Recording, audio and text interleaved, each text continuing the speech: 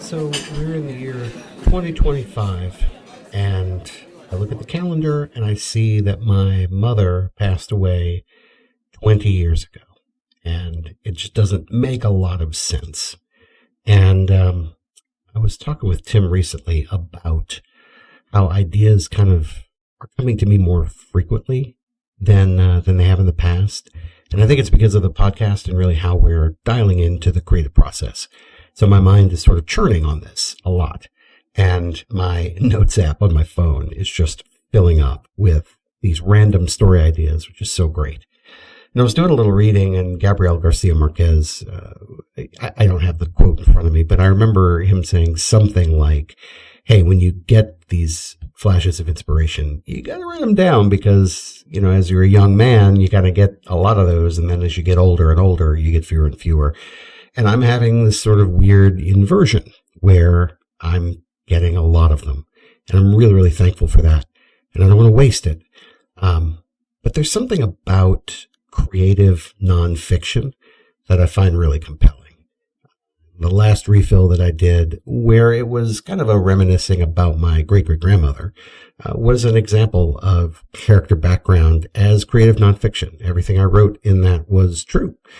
And it got me thinking about times that I've done creative nonfiction in my life. And a lot of it's like, journal entries and things like that I'd be horrified to sort of put out in the world. But there's one example of creative nonfiction that I think would be okay for me to put out into the world.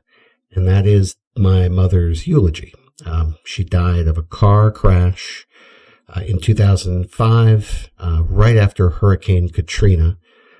Which was a shock because everybody came through the hurricane fine. And, you feel like you kind of get through the worst of a natural disaster of epic proportion. I mean, my house was under 12 feet of water in Hurricane Katrina. It sat under that for 3 weeks. We ended up having to knock it down and clear the land. And it's a long story that requires some alcohol. So we'll do that another day. But, you kind of get through that. And I was pushed out of Louisiana. I was living in Texas at the time. And just got a call one morning from my dad, and she was gone. The good news is that I had spoken to her the night before, and I got a chance to tell her I love her, which is great. You don't always get that opportunity to sort of tell your loved ones what you think of them, and how you feel about them. So I'm really thankful that I was able to do that. But it was a weird thing. I had to fly home, and the funeral was well attended, but I'm her son, her only child, and, it sort of falls on me to write something and speak about her. And I thought, how in the world do you summarize an entire life, in 10 minutes? Like, how do you do that? And so it took me a while to get started. And I'm one of those people who, I don't procrastinate, but I definitely need a deadline in order to get motivated. And we've talked about that on the show. And so there was this moment where the day of the funeral, I finally kind of caught an idea, which is similar to what I'm experiencing now, where these ideas are flooding in and I feel like I'm writing them down as fast as I can. And I almost don't have time to develop one because another one's coming in super fast and I need to catch that one too.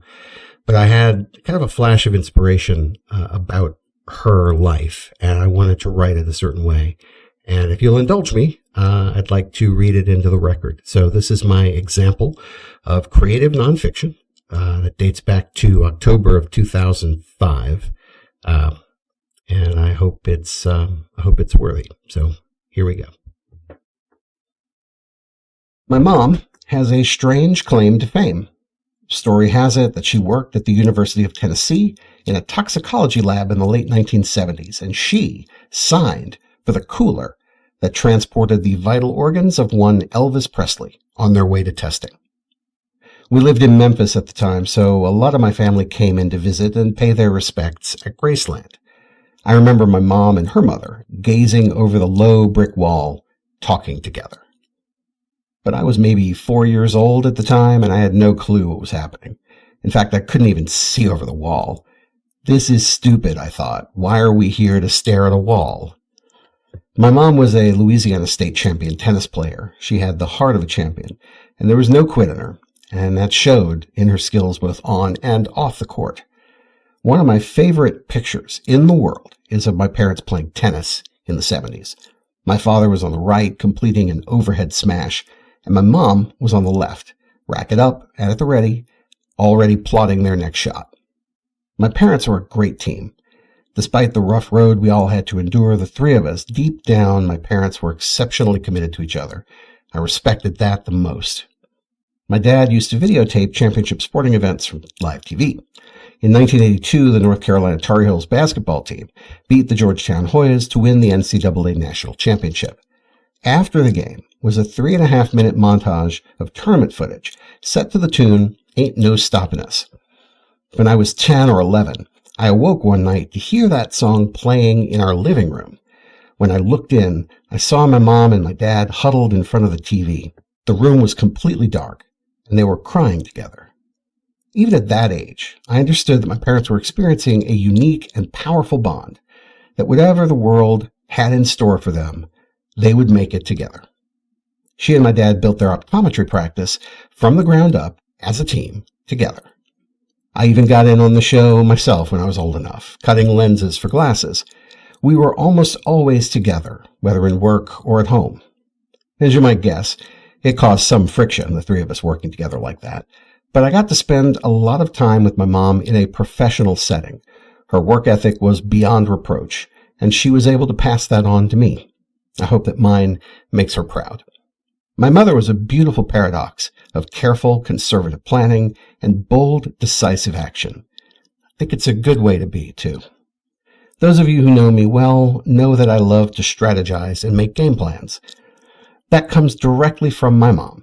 She had a habit of always asking me, "What's the game plan? You gotta have a game plan." I use that in every facet of my life, whether it's volunteer flag football coaching or mapping out the path of my family's financial security. There's always a game plan. That comes straight from my mom. My mom was very young when she had me. She was not yet 17 when I was born. So in many ways, I felt like she and I grew up together. My mom was a straight-A student, very bright, very disciplined, and she gave it up for a long while to help make ends meet while my dad was in school and I was a toddler. Mom did go back to college just to prove to herself she could do it and was again a straight-A student. As fate would have it, she and I graduated from college in the same month. Oh, and she was so concerned about how it would make me feel. "I hope I'm not stealing your thunder," she told me, because her ceremony was about 2 weeks before mine. I really didn't care, but she agonized over it for a long time.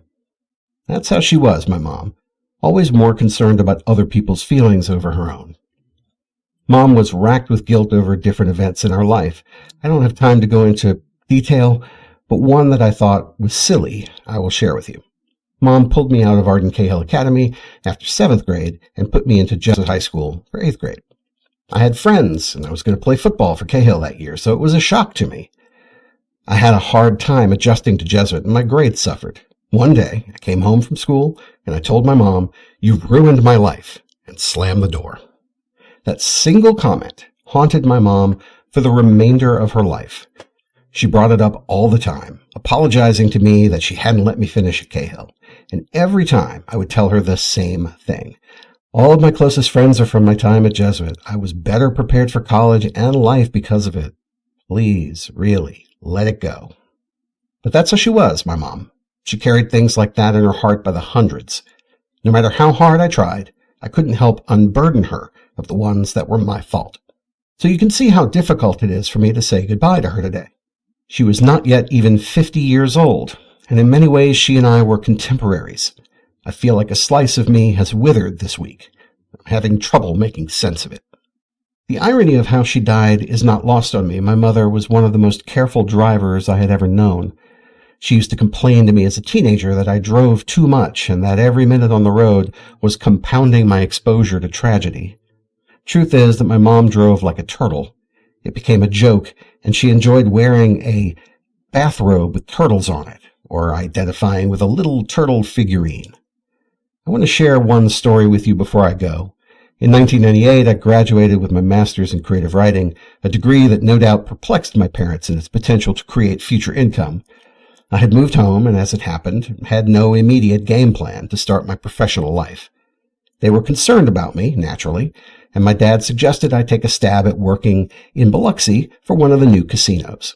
My mom offered to drive me, and since I had no car, I begrudgingly accepted their advice and support. It took us like a year to get to Biloxi. To make it worse, we hit this torrential rainstorm halfway there, which slowed us down even more. I was livid. My mom wouldn't let me drive because I was not insured on her car.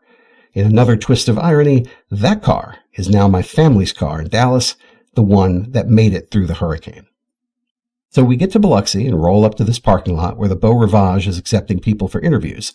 We stop at the gate and ask for directions, and the guy says, "Do you have an appointment?" "No," we answer. And it hits us that we have wasted the morning. We stopped at an Irish pub for lunch and had a good laugh. We talked about my future, about our past, and I came to forget how bad the trip up till then had been. It was almost that we had made the trip especially for the lunch and nothing else. As we got in the car to leave, Mom offered to let me drive. I was touched. I said, "No thanks, Mom. You do it." And suddenly, I didn't want the trip to end. I think back to my mom and her mother looking over the wall at Graceland. Both of them have passed now, and both of them know what awaits us beyond our current lives. And I'm left standing here, staring at the wall, thinking, this is so stupid. But one great thing about today, one silver lining, is seeing the turnout. So many people whose lives my mother touched, so much sadness on her behalf.